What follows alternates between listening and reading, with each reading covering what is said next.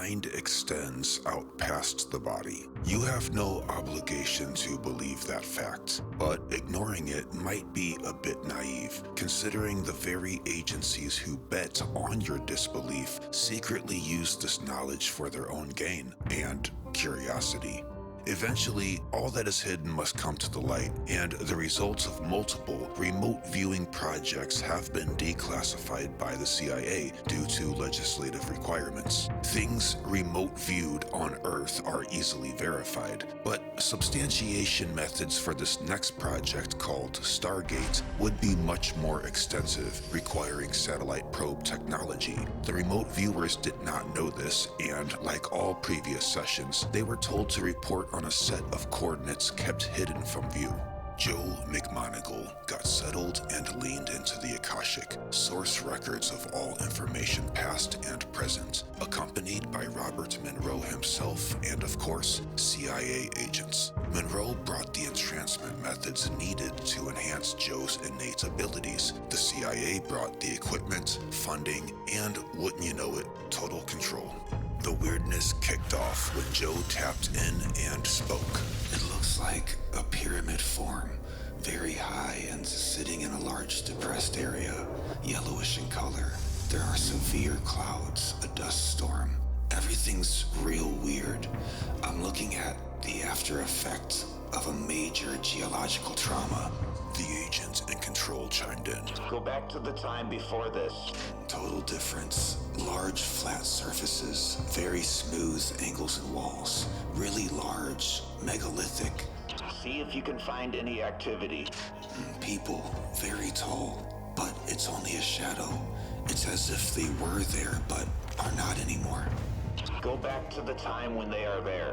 Very fragmented, in pieces. Very large people, thin and tall, strange clothes. I want you to move to 46.45 north, 353.22 east. It feels like I'm inside a cavern. No, a canyon. I'm looking up. Very steep walls that seem to go on forever. It's like the walls of the canyon have been carved. Large structures, no intricacies, just huge sections of smooth stone.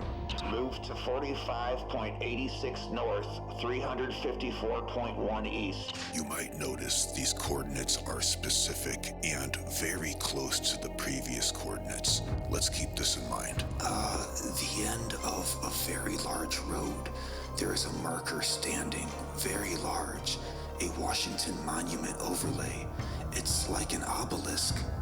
Move to 35.26 north, 213.24 east. A huge circular basin, ringed in ragged mountains almost all the way around. The scale seems off for some reason. Everything's too big. I see the right corner angle to something. Move to 34.6 north, 213.09 east. Something very white and flat, but the sun is weird. Okay, 34.57 north, 212.22 east. Real strange intersecting roads dug into the valleys very deep down. This is really tough. I see the pointed tops of things on the horizon. Even the horizon looks funny. 80 degrees south, 64 east. Pyramids again. Do they have insides? Yes, very huge, really interesting, like shelters from storms.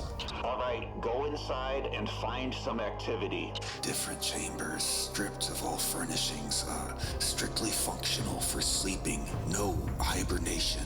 From savage storms, sleeping through storms. Tell me about the ones who sleep through the storms. Tall, they look thin because of their height. An ancient people, they're dying. It's past their time and age. Very philosophic, looking for a way to survive. They can't see their way out, so they're hanging on while they wait for something to return with an answer. Okay, tell me more about this. A A group of them went to find a new place to live. I'm getting overwhelming input about the corruption of their environment, failing rapidly, and that's why the group went somewhere. They went a long way to find another. What was the cause of the atmospheric disturbance? I see, it's almost like a warp in the... Just give me the raw data. Geez, leave it to the government official to interrupt twice before the important part. But Joe responds. A globe that goes through like a comet's tail, through a river of something. It's all very cosmic. Ask one of them if he knows who you are. It thinks I am a hallucination. When the others left, how did they go? I get an impression of, I don't know what the hell it is. It looks like the inside of a large boat, but shining like metal.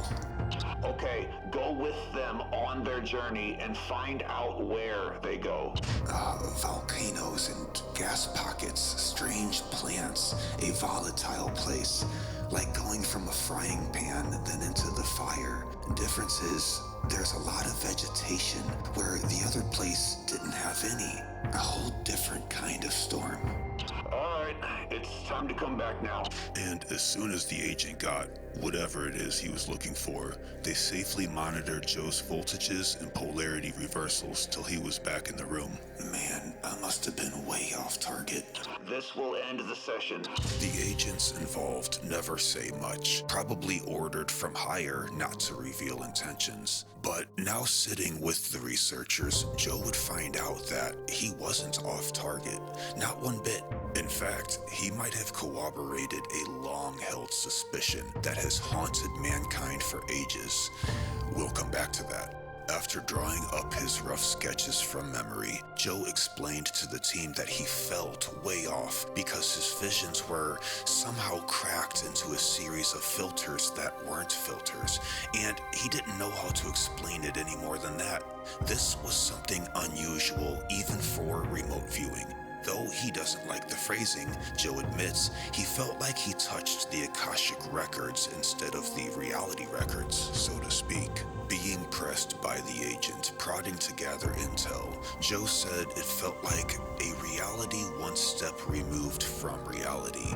Not a different reality, but just one notch off. He even took a wild guess that it was a distant future. After all, these so-called people who slept through the storm were human. Well, humanoid. They looked frail, but somehow that suited their role in that environment. They were vastly different in their thinking, psychologically and philosophically strange. The agent asked for more details about the potential relocation efforts and why. Joe said the storm was different, cosmic, and almost electrical. The new spot was unexpectedly rough on these beings. Despite it being lush with strange plant life, it felt Egyptian to him. In fact, it all seemed vaguely Egyptian in character, but prime opposites nonetheless. One place dying and the next only coming about. Then Joe admitted, "I don't know if that's a good description." That works. Anything else you want to say? No. Okay, then we can give you your feedback now. Again, always straight to the point. And with that, they handed Joseph McMoneagle the intel folder, revealing the location he was instructed to report on. Flipping through the target coordinates and satellite photographs, his eyes went wide with surprise and shock. Although it all made sense now, he still couldn't believe it. The sketches he drew were not only accurate, but differed only in age. Walking out, the blunt and rigidly stiff agent stopped at the door. Breaking character for just a moment, he risked saying too much because he had one more question. This cosmic catastrophe you saw, they didn't explode a bunch of atomic bombs, did they? Joe thought about it. He thought of the hibernating people locking themselves in vaults to hide from being attacked by the very cosmos itself until help never came. And he responded, They didn't choose this.